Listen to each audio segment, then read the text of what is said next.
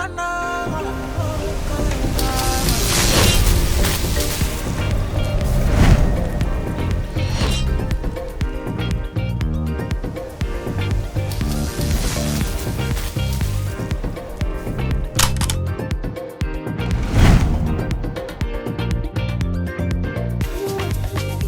name is Dr. Jorjoh Tambedou, and I'm the inaugural Executive Director of the Tertiary and Higher Education Trust Fund under the Ministry of Higher Education, Research, Science and Technology. So my journey started as a research scientist. I'm actually an immunologist and a researcher with 20 years experience in research. I started studying in the UK. I came back home to contribute to vaccine clinical trials. As a young scientist, I would leave the lab and I would come out of the lab and see a lot of sick people waiting to be seen. I'll come across a lot of youth that even upon graduation, they do not have gainful employment. So this inspired me to now transition into STEM leadership, but also it was a realization that data alone and science alone will not transform lives. And that got me into Insys Global, where I led a team to develop solutions that solve everyday problems. I'm not a politician, I'm not an administrator, I'm a change maker. What really motivates me is being able to drive change, especially for our youth.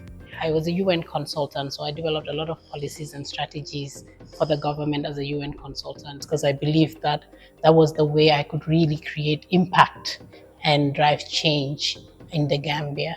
And that is why our Honorable Minister, the government of the Gambia, our president, and the National Assembly have come up with the Tertiary and Higher Education Trust Fund. Now at the THET Fund, I believe I do have now the opportunity to see the work that I was doing at a greater scale at the national level, where now as a fund, we're able to ensure that our graduates are employable. And we believe that this is the way for national prosperity for the Gambia. Tertiary and Higher Education Trust Fund, we call it the THET Fund, was established by an Act of Parliament in 2025. And it is a financing mechanism, but also it's supposed to be a catalyst to transform our tertiary and higher education ecosystem in the Gambia. It is under the Ministry of Higher Education, Research, Science and Technology. And since the Act was established, we're now moving from the legalization of the fund to operationalization of the fund. So the idea is that we should be able to finance, to provide strategic investments to our institutions to ensure that they're accessible. Our graduates have access to good quality, relevant higher education in the Gambia. We did a lot of analysis, comprehensive analysis, to look at what is the current challenge that we face as a nation, especially for the youth. We find that our youth are not workforce ready. So the problem is not unemployment, but it's unemployability. I mean, a lot of the youth are looking for jobs, but you have a lot of jobs that are not filled by Gambians. Employers have to bring in people from other places in the world to fill those jobs. So it means that there's a skills mismatch. It means that in some of our institutions, what's being taught to our youth does not align with what the labor market needs are, right? There's also exclusion. People in the rural areas, people coming from the madrasas. So those living with disabilities, some women groups in some communities. So we need to ensure that there's inclusion, there's equal access to opportunities. We need to ensure that our curriculum is also aligned with the labor market needs. But we also need to be an enabler where we are connecting the youth to employers as well. What keeps me up at night is to know that some of our youth have lost hope in the Gambia. Some of them are willing to risk their lives in search of greener pastures. We need to show them that hope lives in Gambia and that we're on their side, and we're going to ensure that what they're actually searching for across the oceans can be found in the Gambia.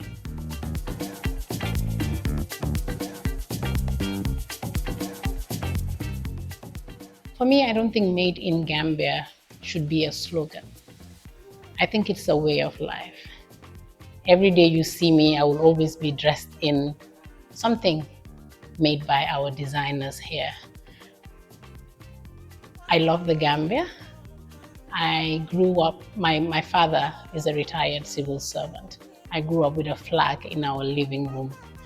I was a Brownie Girls Guide. I marched during independence. I love singing the national anthem. It's ingrained in me. I think patriotism is believing that there's no other place greater than your country and your people. Yes, we will have our challenges, but it's up to us to find solutions to those challenges. You don't need to be born in Gambia to be made in Gambia. You don't need to study in Gambia to be made in Gambia. I think it's a way of life. I think it's a mindset. And I believe that the people around me, the people that think alike, like I do, are made in Gambia because they believe that they have that audacious vision in what Gambia should be, but also they believe that they have a role to play to make Gambia what it needs to be. In the Gambia, we may not have diamonds under our soil or gold under our soil, but our greatest asset is our youth and the minds of our youth. And we believe that if we invest in their minds, we will invest in a future-ready Gambia and one that is prosperous.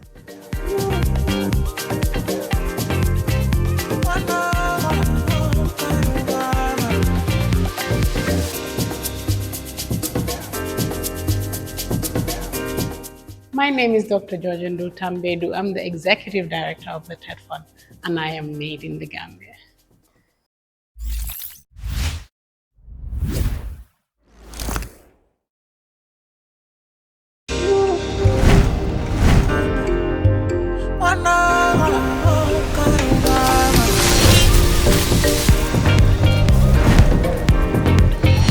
Made in Gambia, a show celebrating Gambia's finest.